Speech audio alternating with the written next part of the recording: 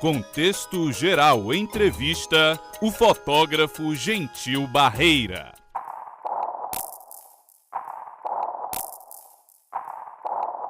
Inicialmente eu agradeço o convite da Musa e eu, como alguns conhecem, mas nem todos, eu sou fotógrafo, trabalho já há algum tempo com fotografia, tenho uma formação incompleta em comunicação e arquitetura e resolvi optar pelo trabalho com fotografia, né? Durante muito tempo eu desenvolvi trabalhos de moda, de arquitetura e retratos, publicidade em estúdio e sempre trabalhando também o meu lado autoral, né, de fotógrafo autoral. Durante esse tempo eu participei de algumas exposições, algumas mostras e concursos, mas atualmente me dediquei ultimamente a um trabalho que foi documentar o sertão. Isso vem de um tempo que eu vivi, quando era menino ainda no sertão, que meu avô nasceu no sertão e veio para Fortaleza, mas sempre teve essa ligação com o sertão. Ele tinha uma fazenda e nas férias a gente sempre que podia ia para a fazenda. Às vezes eu ia com a família, às vezes ia com ele. E já com 10, 11 anos eu já ia sozinho para a fazenda e ficava hospedado lá com o pessoal que morava na fazenda dele, né? E durante esses períodos de férias, algumas vezes eu testemunhei essa mudança do tempo, né? Quando você tem uma seca, final de ano, já tudo muito seco, começo do ano, janeiro, e aí acontecem as primeiras chuvas, né? Os tempos que no sertão a gente chama de inverno, esse período da chuva. E isso foi muito forte para mim, testemunhar essa mudança total, né? A gente estava numa fazenda, e na frente da casa tinha uma área muito grande assim, era uma certa distância da casa do vaqueiro onde ficava o curral, e era um campo assim, descoberto. E esse campo ficava só a terra vermelha. E deu uma chuva à noite, uma chuva mais forte. Com 2 dias a gente tinha um tapete verde. Isso me impressionou bastante. E então eu fiquei com essa coisa me motivava, né? me lembrava o sertão, mas também essa coisa que a gente vive aqui no sertão que é único, né? Essa solidariedade, essa coisa da força do homem do sertão de viver uma diversidade, né, que é essa seca longa. E agora mesmo, quando eu resolvi documentar, partir para fazer um livro, eu comecei a viajar ao sertão nos períodos que eu tinha folga, né, nos feriados, nos finais de semana, alguns que eu podia, eu ia viajando.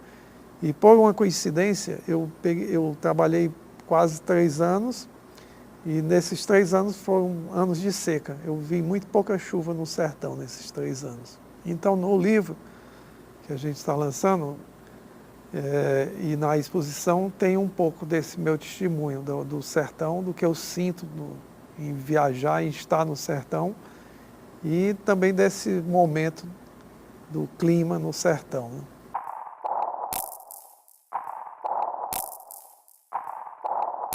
No meu trabalho também de fotógrafo, eu continuei a visitar o sertão, né? Independente desse que eu visitei de uma forma mais continuada, né? Mas eu fiz uns trabalhos sobre o artesanato, sobre o Ceará mesmo como um todo, né? Na arquitetura, a arte, a natureza do Ceará, e sempre tive contato com a vida no sertão, com as pessoas, com esses sentimentos, né?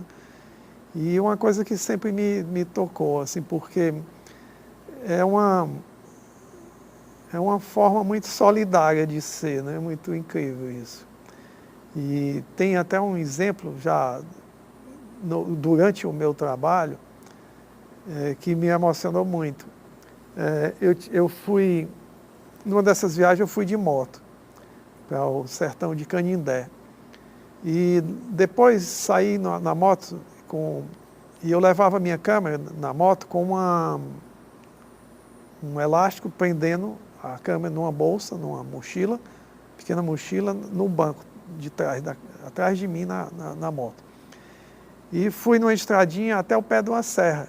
Como eu estava trabalhando só a região do sertão, não me interessava no momento a serra, eu voltei. Aí parei num posto em Canindé para reabastecer a moto.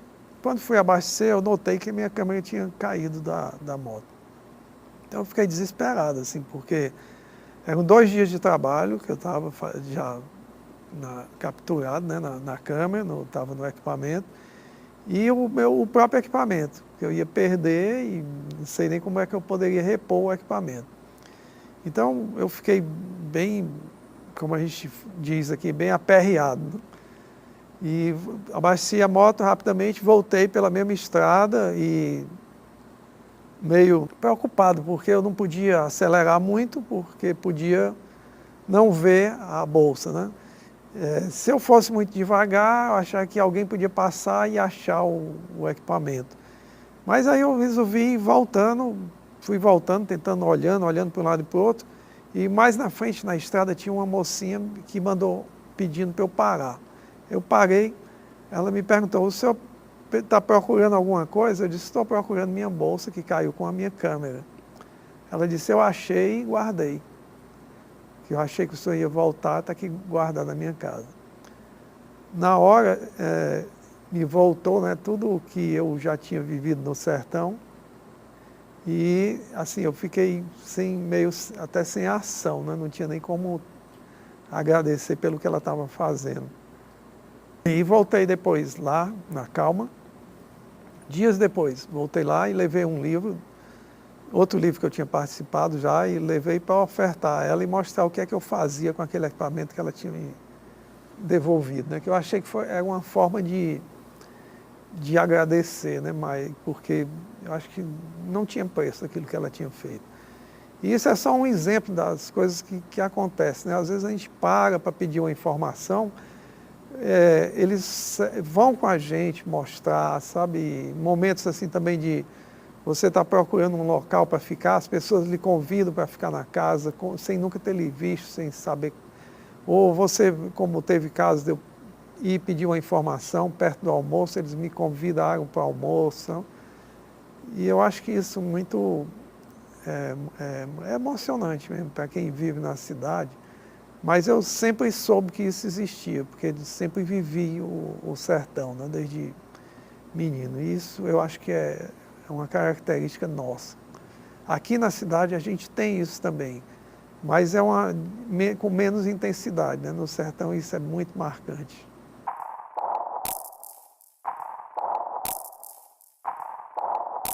Esse projeto nasceu a partir das fotografias que eu resolvi fazer, né? Que eu comecei a fotografar. Quando eu comecei a fotografar, ele não existia ainda como livro, como exposição, né? A partir do resultado que eu comecei a obter nas fotografias, a gente decidiu fazer um projeto, né? Esse projeto, eu digo a gente, a Patrícia Veloso, que é a editora, que inclusive teve a ideia de pesquisar textos de autores consagrados e, de certa forma, a gente mostrar não só as imagens do sertão, mas também mostrar um pouco dessa poesia sobre o sertão, desses textos tão fortes, tão interessantes, que à medida que a gente foi pesquisando, lendo, mais eu me encantava, né, com a força realmente. Porque a gente conhece uma parte, mas não conhece tudo, né? Porque são muitos autores, muita gente boa, muita gente que fala de uma forma assim, muito tocante, é muito impressionante. Daí, inclusive, dessas fotos, dessa vivência, desses textos, é que surgiu o título, né, do livro e do projeto, que é Coração Sertão. Porque mais do que qualquer coisa, é esse coração que me fez voltar para o sertão e passar dias e dias perdidos por estradinhas e veredas, recolhendo essas pérolas, né, do sertão.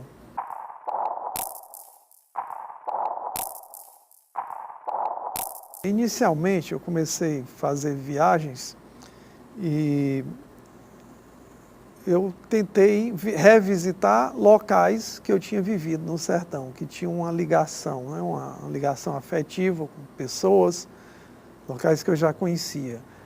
E depois eu comecei a fazer viagens também a partir dos textos que eu lia, né? Por exemplo, eu li o livro do Francisco Carvalho, que muito me impressionou também. E aí na biografia dele eu vi que ele nasceu num distrito de Russas, em Borges. Então eu resolvi também visitar esses locais, ver onde essas pessoas tinham vivido, né? De onde surgia essa poesia, né? Assim, a Raquel, eu estive lá na região de Quixadá, na fazenda da família. Visitei também a região onde viveu Patativa, né, que tem textos deles também. Então, era uma parte do roteiro era isso também. Mas eu visitava essas regiões assim de uma forma até um pouco aleatória, né, porque eu saía na estrada de asfalto e na primeira que eu encontrava de terra, eu entrava sem destino, para conhecer esse sertão assim mais profundo, que é onde eu tinha vivido, né? Vivi em locais assim pequenos, onde tinha a fazenda, que a gente chegava com uma certa dificuldade, na época de chuva, inclusive, com muita dificuldade. Então eu saía meio perdido, né? Mas sabendo o que é que eu estava fazendo, né? O que me interessava era o sertão. E durante essas folgas que eu tinha, que eu ia para o sertão, eu comecei cada vez mais gostar de fazer isso, querer fazer mais isso. Então chegou um momento que já fazia quase 3 anos que eu fazia isso e eu não queria parar. Aí a gente estabeleceu um prazo que seria o dia 19 de março de 2013, né? Para dizer, não, aqui é o último dia que eu vou para o sertão, pelo menos para esse projeto. Aí saí no dia 18, dormi em Quixadá e amanheci no dia 19 lá com a chuva bem forte, né? Foi muito interessante, porque o dia 19 é o dia de São José, né? E é o dia que o sertanejo espera que aconteça uma chuva, e realmente aconteceu e eu testemunhei isso de uma forma muito intensa. Saí de Quixadá, viajei até Solonópolis, que onde meu avô nasceu, e no percurso vi também um verdadeiro tsunami tinha acontecido, né, que foi outro momento bem intenso, né, ver quando o sertão realmente, quando chove muito, que transforma também de uma forma bem radical. Eu sempre esperei, assim, pelas imagens, né? Assim, o meu trabalho é esse, né? Criar imagens e, de certa forma, meu trabalho também evoluiu com isso. E essas imagens são imagens, eu acho que diferentes do que já se fez até agora, do sertão, o que se vinha fazendo, né? E eu acho que foi interessante, assim, constatar que eu podia fazer coisas diferentes. Mas essa magia do sertão, né? Por exemplo, eu estou numa estrada e vejo uma placa numa fazenda anunciando a venda de pavão, né? Imediatamente eu parei e me voltou, né, a lembrança, momentos da minha infância na fazenda, quando eu ficava na casa do vaqueiro, ouvindo um dos filhos dele ler o Pavão Misterioso. Ele lia cordéis, entre eles leu o Pavão Misterioso. Então, esses momentos que eram uma verdadeira mágica, assim, eu voltava de uma forma impressionante. Eu me sentia, eu estava no sertão e de novo voltava aquele sertão que eu tinha vivido, né?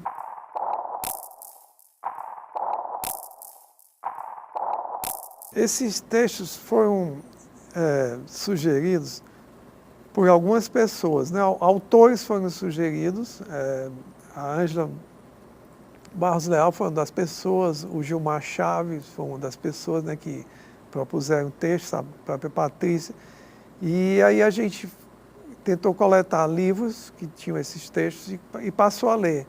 Eu passei a ler os textos, ia marcando o que eu achava interessante, a Patrícia ia marcando, o Gilmar sugeriu alguns, a própria Ângela, outras pessoas que trabalharam com a Patrícia também foram lendo, né? E depois a gente foi afinando aos poucos, escolhendo esses textos, que a vontade era colocar todos, né? Mas a gente não podia. Agora, todos, existia um critério, todos eram autores que falaram desses momentos da seca e da chuva, falavam do sertão, e autores consagrados, todos. Todos pertencem à academia, menos o Patativa, que não precisa de dizer nada, né? O Patativa é o concurso, né? E, quer dizer, a qualidade dos textos está não dá para discutir, né? A gente pode até discutir a qualidade das fotografias, mas os textos são os melhores, realmente.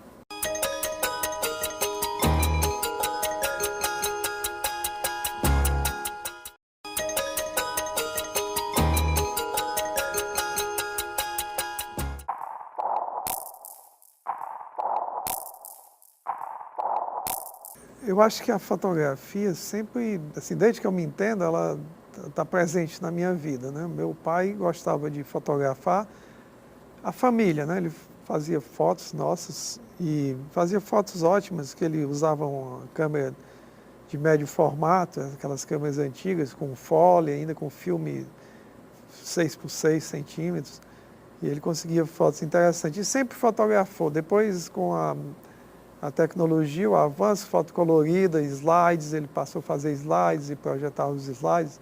Então era uma coisa próxima, assim, muito, que estava presente, muito.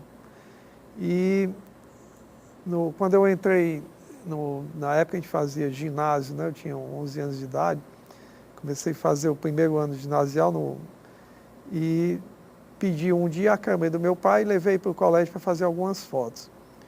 E lá com a câmera, conversando com um amigo, perguntei, eu já tinha visto que ele tinha uma câmera, perguntei como é que ele fazia para copiar as fotos dele.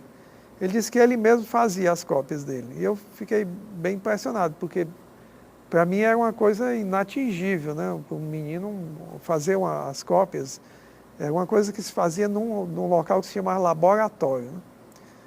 E aí eu fiquei muito curioso, ele me deu algumas dicas, aí eu passei a estudar. Na época a gente tinha enciclopédias, e as enciclopédias já chegavam muito defasadas, né? Embora a tecnologia não avançasse no ritmo que é hoje, mas já chegavam bem defasadas. Aí eu passei a estudar e resolvi fazer um pequeno quarto escuro na minha casa, e comprar o equipamento e as químicas e revelar meus filmes. Foi o primeiro passo, né?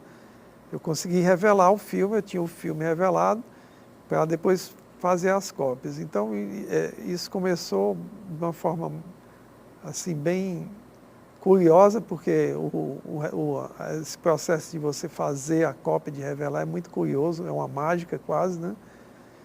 E aí, a partir daí, a fotografia me acompanhou, né? Eu nunca mais parei de fotografar, depois copiar minhas fotos, né? E depois, quando fui para a escola de arquitetura, eu tive uma sorte de cursar uma escola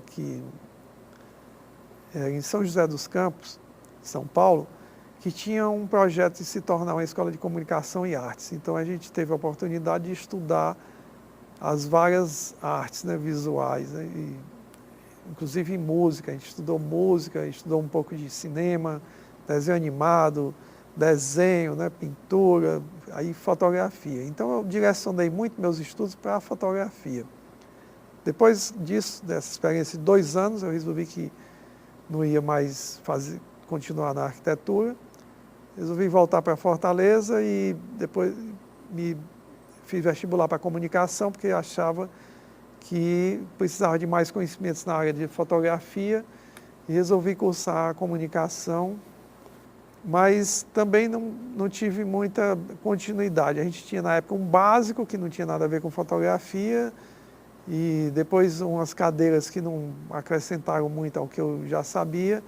E nessa época eu já vivia por minha conta e era muito assim difícil conciliar uma aula de tarde, passar toda a tarde na universidade e trabalhar de manhã e de noite para sobreviver.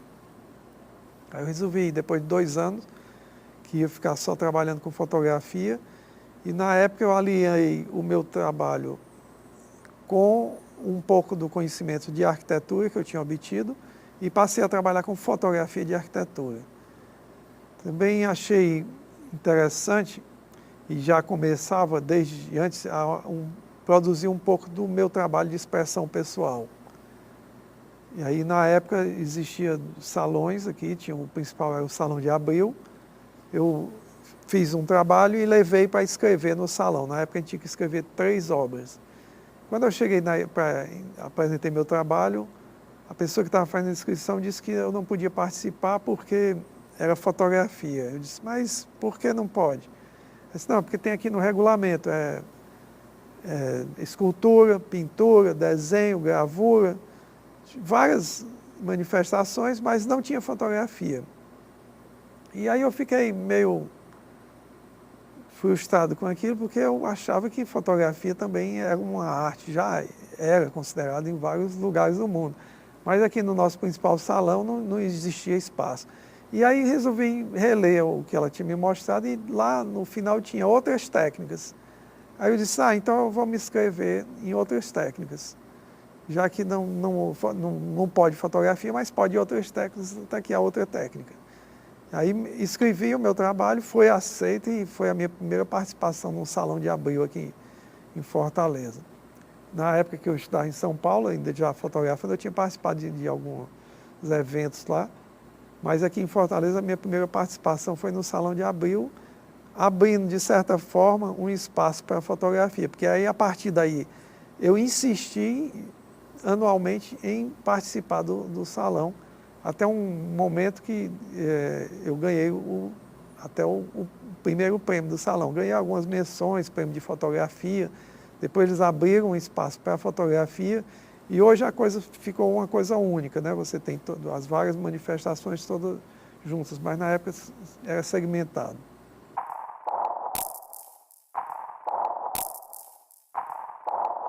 Eu acredito que fotografia, como qualquer outra linguagem, ela exige o domínio da técnica. Sabe? Se você, por exemplo, você pode escrever, mas não necessariamente você é um escritor ou um poeta, né? Se você escreve bem, aí outra coisa, você passa a exercitar isso, escrever cada vez melhor e pode se tornar um escritor, um poeta.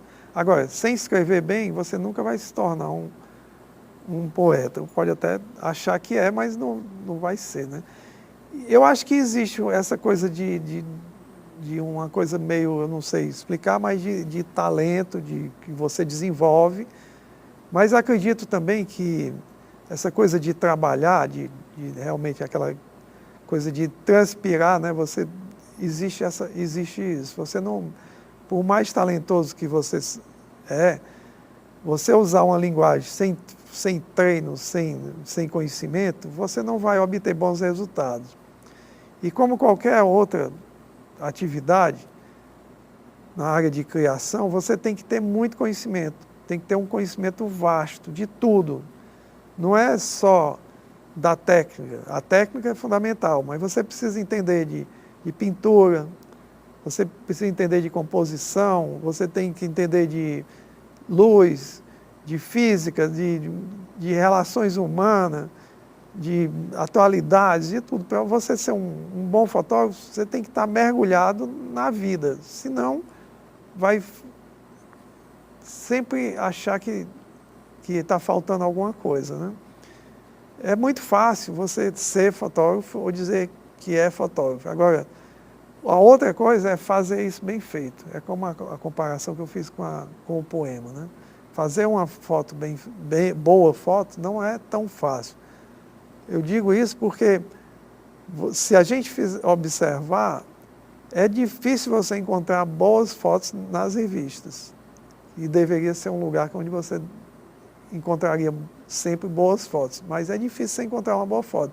Quer dizer, se fosse fácil, a revista estaria lotada de boas fotografias. É uma coisa que acontece na web também hoje, né? Estou falando de revista, mas trazendo para a atualidade. Você tem milhões, bilhões de fotos, mas as boas fotos, onde elas estão?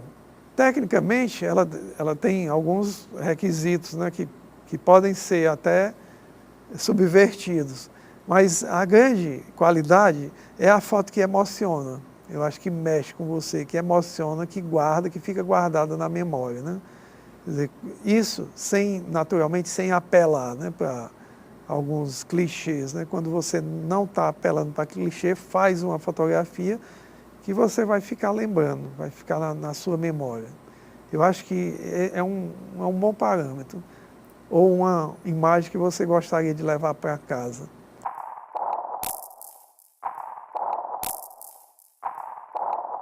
Eu achei muito interessante quando surgiu o digital na fotografia, né? Inicialmente com umas câmeras que não apresentavam bons resultados, não era impossível você fazer uma boa fotografia, mas houve uma evolução muito rápida, né? Logo no início, em 2000, eu comprei um equipamento já digital de alta resolução, até viajei para fora do país para pesquisar, comprei aqui no Brasil por conta do preço, que lá eu não poderia comprar, fiz um empréstimo para comprar um equipamento digital de qualidade. E eu acho que veio a tecnologia, como quase todas, né, vem para facilitar, para melhorar. Na fotografia também aconteceu isso. Ela veio para melhorar e melhorou muito. Agora, o conhecimento que eu trazia do analógico me ajudou muito, porque toda a base da fotografia não mudou. O suporte, aonde você capta a imagem, não é mais um filme, é um sensor. Mas o resto é tudo igual. Quer dizer, a luz, a composição, as objetivas, a distância, o ponto de vista, tudo se mantém. Se você não sabe disso, não adianta ser digital. Então, o analógico me ajudou. Na verdade, o digital é um passo a mais, mas a fotografia vem de lá, né? A linguagem vem de antes do digital e ela vai continuar. Essa evolução tem sido muito rápida e cada vez mais a gente tem equipamentos que resolvem muitas questões de uma forma muito eficiente, automaticamente. Então fica para o fotógrafo muito mais a função de realmente escolher o que fotografar, porque como fotografar, a câmera pode até escolher, mas o que fotografar, o ângulo ainda, vai ser o fotógrafo que vai escolher isso.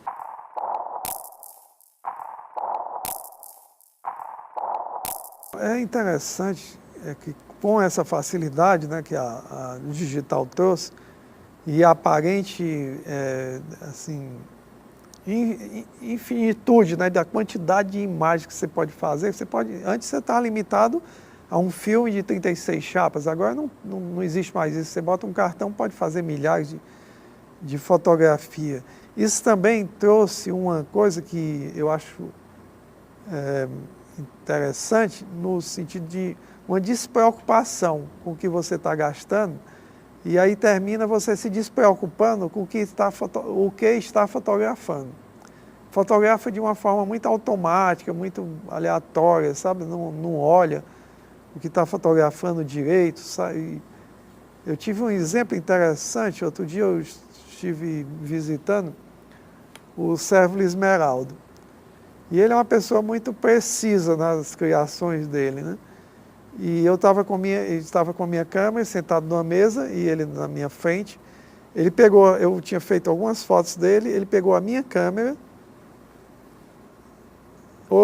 enquadrou na câmera e fez uma foto e me devolveu a câmera.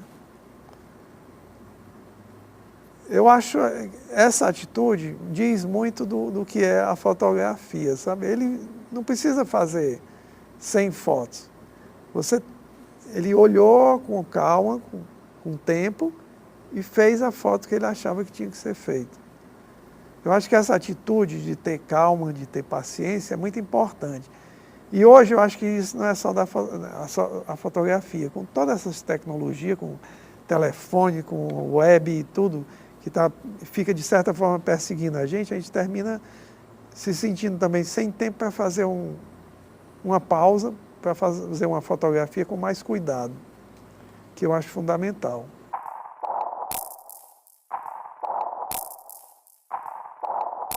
Quando a gente revelava os filmes e copiava, né, na fotografia analógica, de certa forma, a gente estava manipulando a imagem depois da captura, né? Você clicava, levava o filme para revelar. Como é que você ia revelar esse filme? Primeiro, você ia decidir se tinha um filme preto e branco ou colorido. Depois você ia revelar esse filme. Você podia revelar com mais contraste, menos contraste. Depois você ia fazer as cópias no ampliador. Essas cópias, elas podiam ser mais escuras, mais claras, umas áreas mais escuras. Tudo isso era manipulação que você fazia a partir das ferramentas que você tinha disponível na época. Hoje, a gente faz isso mesmo, só que faz no computador. Quer dizer, o que mudou foi só a ferramenta. E as possibilidades se expandiram. Você tem muito mais possibilidade de fazer essas manipulações, né? Mas a manipulação sempre existiu. Então, não tem como você dizer, porque você fez no Photoshop não tem valor. Não é isso. Eu acho que continua sendo fotografia, o laboratório saiu dentro de um quarto escuro e passou a existir dentro num computador, numa tela, num ecrã. Mas basicamente não mudou.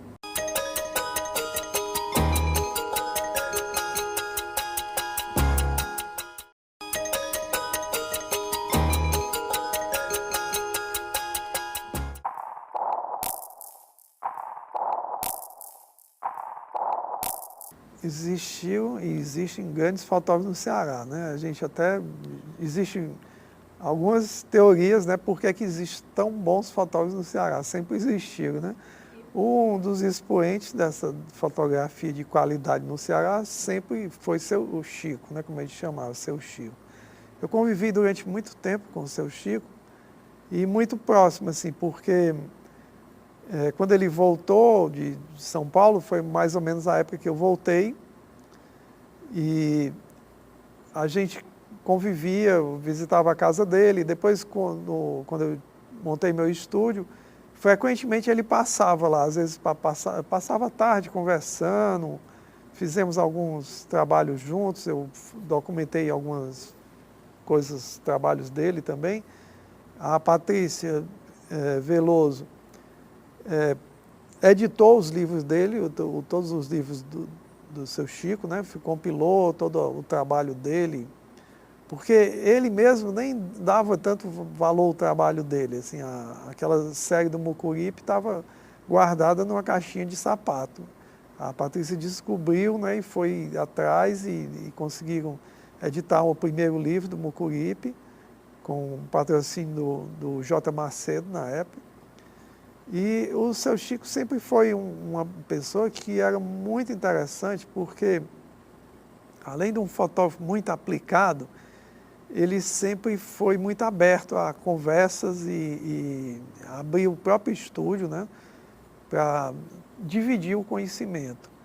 E deixou um exemplo, né, a obra dele, que foi, de certa forma, resgatada pela Patrícia, é um exemplo, e hoje está, assim, até, a gente pode dizer assim, explodindo no Brasil. O Moreira Salles fez o Instituto Moreira Salles fez um intercâmbio com o MIS São Paulo, junto com a Fundação Chico Albuquerque, e estão restaurando os negativos dele, que ele tinha doado para o MIS, né, que estavam se acabando lá. O Moreira Salles restaurou e está viajando pelo Brasil, uma exposição belíssima do Chico Albuquerque. Mas essa coisa da aplicação dele da organização, da forma de fotografar, de usar essa luz nossa que tem aqui de uma forma magistral, isso foi um grande exemplo para toda a geração que seguiu o seu Chico. E eu acho assim, todos nós só temos a agradecer toda essa generosidade.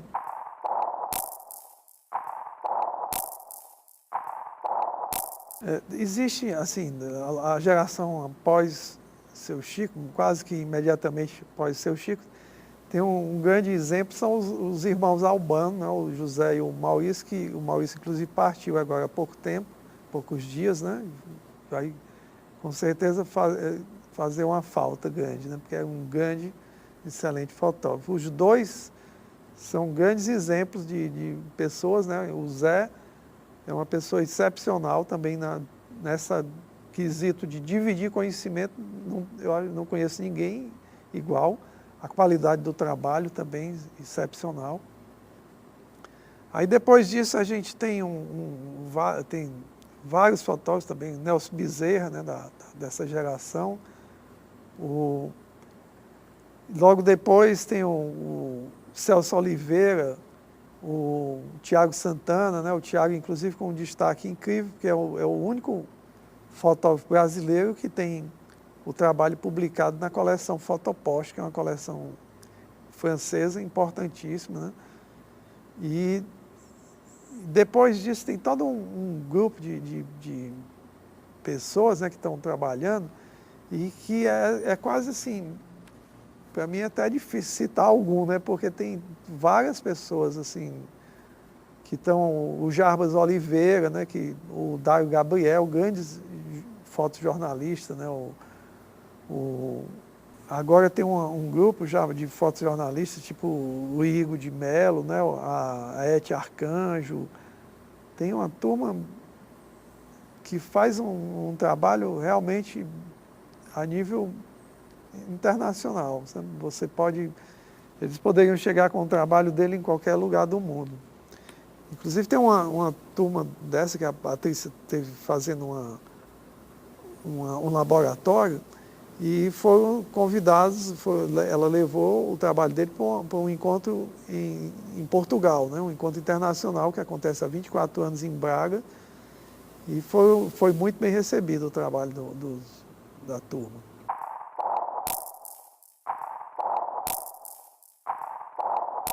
Eu acho que essa assim, figura assim, até meio mitológica, que se chama mercado, né? Ela não existe muito em função dos profissionais que fazem, eles fazem o mercado, né? Então a fotografia, com essa facilidade de hoje, de você ter uma câmera e um computador, ou nem ter isso, porque você pode até alugar hoje, e a necessidade, essa urgência de imagens muito grande, você tem muita gente entrando no mercado sem grandes conhecimentos a respeito de economia mesmo, sabe? De administração, né? Nem de fotografia. Gente que às vezes até tem um bom trabalho, mas não sabe dosar essa coisa da economia mesmo, né? Da administração do trabalho, do estúdio, da forma como vai viver disso. E as pessoas se enganam um pouco com isso e acham que cobrando um preço menor vai melhorar depois, vai mudar. E isso tem se mostrado ao longo do tempo um grande problema, principalmente para a fotografia, em consequência, para os fotógrafos, para o chamado mercado da fotografia. Acho que hoje a gente vive um momento bem complicado, né? E eu não sei como vai se resolver isso. Porque a fotografia tem uma característica interessante também, é que para ser fotógrafo, basta você dizer que é fotógrafo, não existe nenhum pré-requisito, né? Qualquer pessoa é fotógrafo.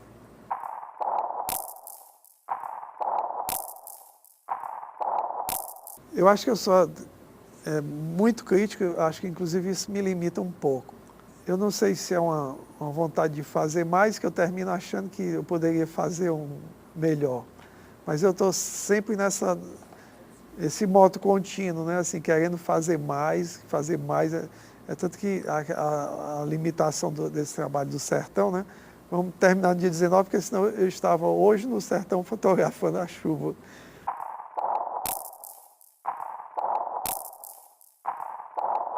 Uma boa parte da importância da fotografia é porque, em grande parte, ela é uma verdade, né?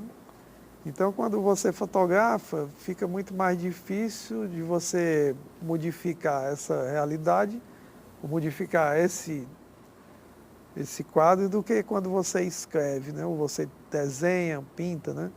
Então, ele é muito usado, inclusive, como documento antropológico, histórico, né? Tem esse viés, né? A fotografia do documento, né? Por exemplo, essas fotografias que eu estou fazendo, que eu fiz do sertão, que eu estou mostrando, um dia isso vai ser visto como um documento desse momento, de 3 anos de seca no Ceará. Então, ele pode servir, né? Eu já usei também a fotografia como documento. Por exemplo, uma época eu documentei o que eu chamo de patrimônio natural do Ceará. E eu fiz uma impressão de 12 postais panorâmicos de locais que eu achei que eram significativos da nossa natureza.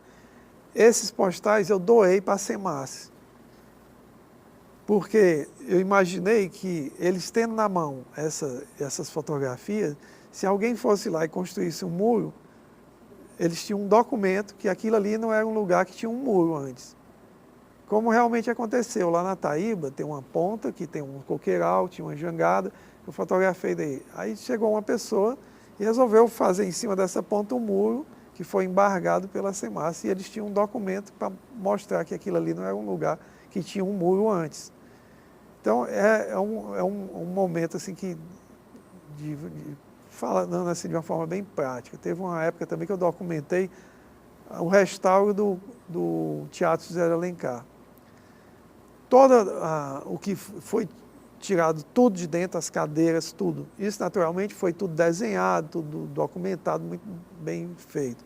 Mas eu não sei porquê, na hora de colocar as cadeiras, não encaixava como o desenho, tinha algum problema.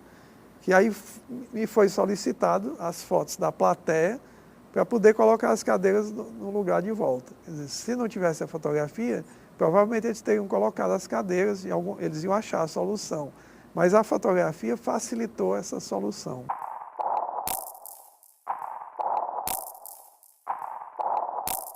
Eu acho que é interessante você observar que eu não vivo dessa fotografia de autor, né? Eu não vivo, quer dizer, eu não alimento meu físico disso, mas alimento minha alma, que é a grande diferença, né? Eu vivo de fotografar para empresas, para indústria, para publicidade, para moda.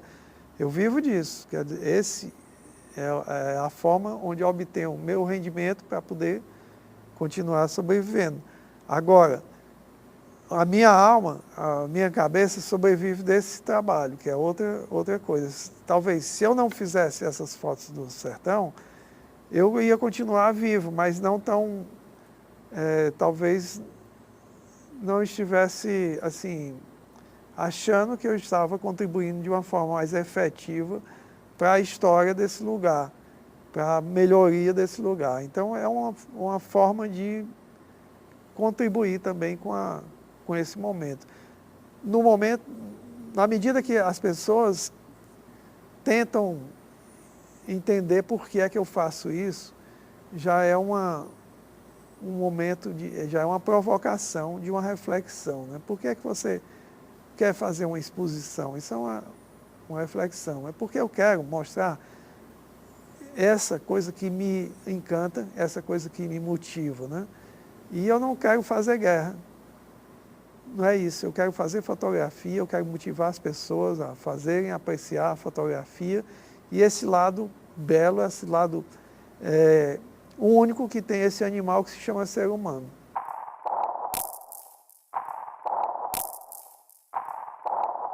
O resultado desse trabalho poderia ter sido só umas fotos na câmera e no computador, né? Mas a forma, eu acho que mais efetiva de partilhar esse trabalho, eu acho que ainda é um livro, uma exposição. Porque a experiência de folhear, de ler, de ter um livro, eu acho que ainda é diferente de você ter isso no iPad, num telefone ou numa tela de computador. Essa coisa do contato do livro, de você poder levar o livro debaixo do braço para onde quer, e ele, de certa forma, incomodar pelo peso, pelo tamanho, eu acho que isso causa sensações diferentes, que eu acho únicas, que eu vivi muito isso na minha vida toda, e eu acho que é bom falar disso. A exposição, as fotografias, no momento do lançamento, também acho interessante, porque a forma mais, assim, próxima de mostrar o que eu vi nos momentos que eu tive no sertão, é uma grande ampliação, porque uma foto pequena, num celular ou mesmo no livro, é diferente de você estar presenciando aquela cena num formato maior. Essa emoção também da exposição e também da reunião que isso se torna, né, um momento de exposição, dessa troca de ideias, de informações, de sensações, é muito rico, né? E eu acho que essa tentativa, né, embora isso custe muito trabalho, custe caro, a gente quer partilhar isso com os amigos, com as pessoas, né, e com gente que pensa como a gente. E viajantes e alguns pessoas que são do sertão possam revisitar suas memórias, né? E para quem não conhece, incentivá-los a conhecer esse lugar, que é tão próximo e tão longe, né, ao mesmo tempo. Dos textos que a gente escolheu, né, tem vários textos, todos me emocionam, e a gente pegou alguns textos. Tem um que eu acho muito interessante, que a Raquel de Queiroz fala um pouco dessa terra, né, desse lugar, e fala também desse ser que vive nesse lugar, né, que eu acho que é o principal, né, além dessa paisagem, tem esse ser humano único. Eu vou citar aqui, ler a Raquel de Queiroz, né, que ela fala o homem e o tempo. Sim, só compare o Nordeste à Terra Santa. Homens magros, tostados, ascéticos. A carne de bode, o queijo duro, a fruta de lavra seca, o grão cozido na água e sal. Um poço, uma lagoa, é como um sol líquido, em torno da qual gravitam plantas, os homens e os bichos. Pequenas ilhas d'água cercadas de terra por todos os lados, e em redor dessas ilhas a vida se concentra. O mais é a paz, o sol, o mormaço.